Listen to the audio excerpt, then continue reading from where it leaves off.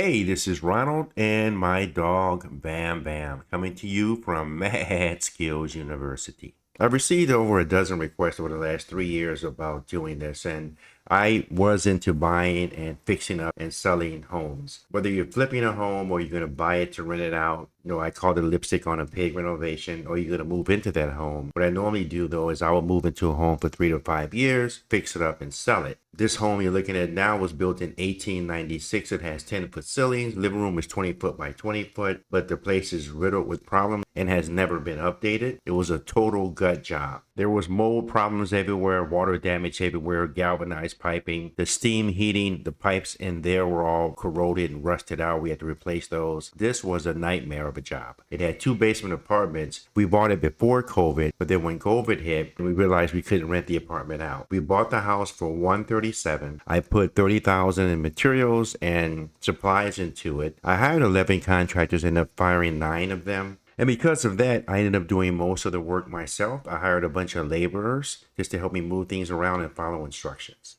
But it was way cheaper and way less frustrating. In October of 2020, the house was sold for $230,000. The cool thing is that it allowed us to pay off one of our Jeeps, pay off all the credit card debt, as well as buy the new home or project I'm working on right now. Normally, if I do a flip, it's only from a tax scavenger sale. I did a video on how to buy homes through tax scavenger sales. And unlike this house, the new house I have was built in the 1960s. So it was pretty much just trying to update everything, removing carpet, putting down new flooring. And I have a video on that too. Check that out.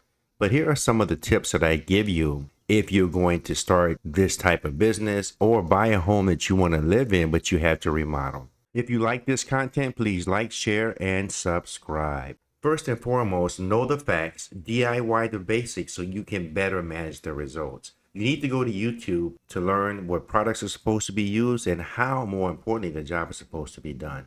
If you can go source those products yourself and bring them in and just have the contractor install them, you save a lot of money. Also, in your neighborhood, there are people that will help you demo. Tear things up and throw them out in the garbage. Get to know your local junk guy. He'll come and pick that junk up and take it to the junkyard to save you a lot of money and fines. Also know the codes and the permit requirements in your neighborhood. Vet your contractors. And then never pay a contractor more than 50% up front. I normally go 30% up front, another 30% when they're half done, and the remainder amount when they're done. But negotiate that up front, come up with some kind of a mini contract for them to sign if possible. But contractors are a dime a dozen, I'm sorry. Get multiple quotes and make sure they're professional, that they have a good reputation, they're insured, they're bonded. Don't hire a side job Joe during the day as a drywaller. Now he's coming out to do electrical work. You don't want to get a guy like that. The last thing I can tell you is don't be afraid of inspectors. They're on your side. They're there to make sure that the contractors do the job correctly, they pull permits correctly, and do things according to the code. Be careful with some contractors. I've heard cases where they take deposits and then don't show up for 2 months later. I've heard cases where someone gave someone $3,000 all the money up front and it disappeared on them. I've heard cases where a friend of mine called the electrician out. The guy kept coming back asking for more money, never finished the job. When he threatened to report the guy, he threatened to report all his problems in his home to inspectors. The last case I heard was someone actually putting a lien on someone's home because they did faulty work and the homeowner refused to pay them. So just be careful and vet your contractors. The problem with having a fight with the contractor is the only recourse you have is to take them to small claims court. And that costs money. And even if you do win, you still may not ever get paid. So this is why I fired 9 contractors and why I do the majority of work myself. So let's go back to this house. The first thing I did was created a 3D layout to see how I wanted the house to look when I was done. This program only cost $10. I actually used it to make money after I did this for other people. I'll tell you about that in a second.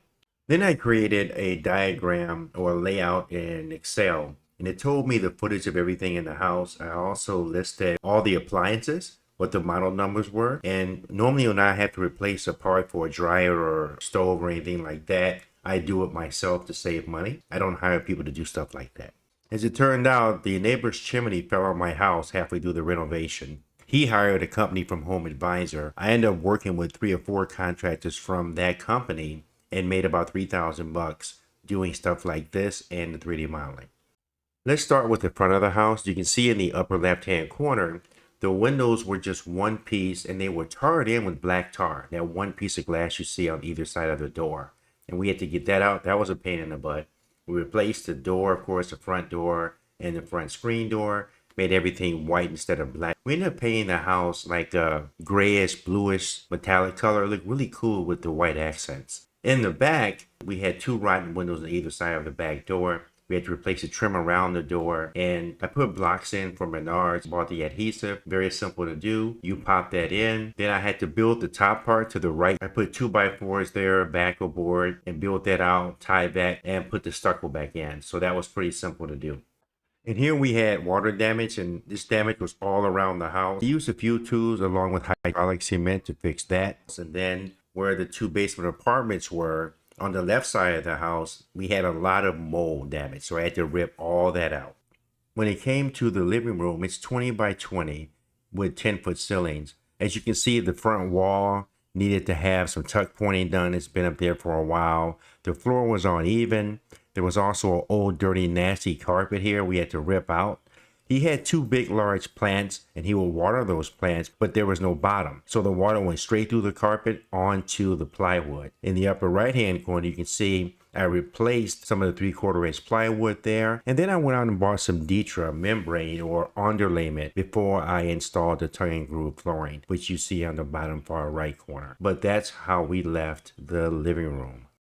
Regarding the kitchen, this door right here used to be the original door for the house. The living room was built in 1987, and the guy actually fixed appliances. As you can see, the kitchen, we actually gutted the entire kitchen out, took the ceramic tile up, the whole 9 yards. Then I went to Home Depot, and I bought what contractors will buy, the cheapest cabinet sets you can buy, and put those in. Remember, we're putting lipstick on a pig here. And then lastly, I went and bought ceramic tiles and grout, of course, for the floor, and I put down new ceramic tile. And that completed the renovation of the kitchen.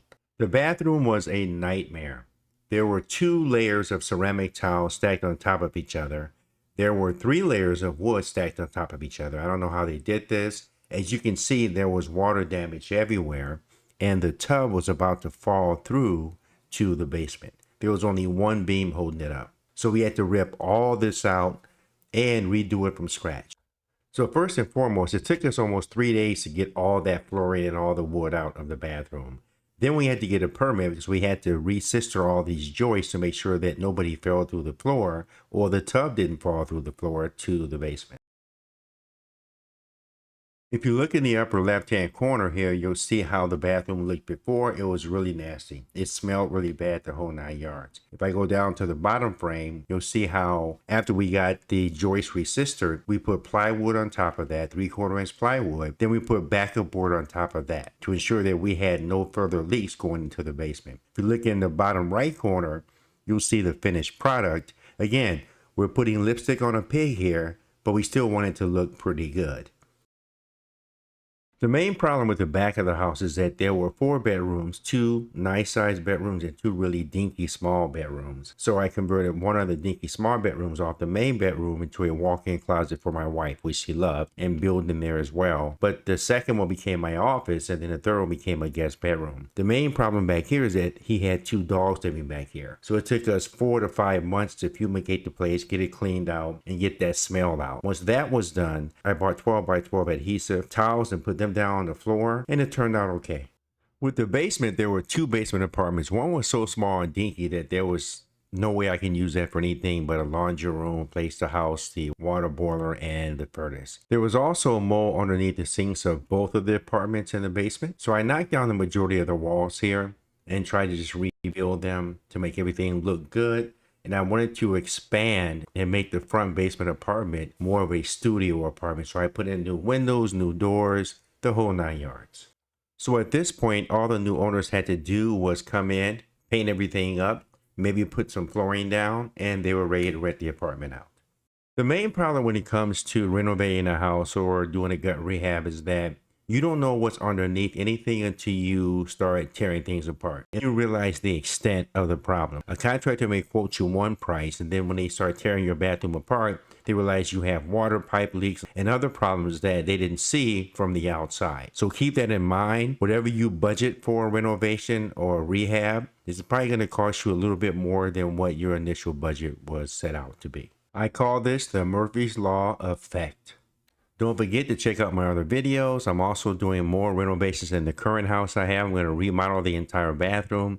I have a lot of projects to do over the next 3 years, so I'll be posting those online. I'm doing some plumbing, some electrical, a lot of things that I don't want to do, but I don't want to pay anybody else to do as well. So anyway, thank you for watching. Please like, share, and subscribe. Until we meet again, have a great, creative, and peaceful day.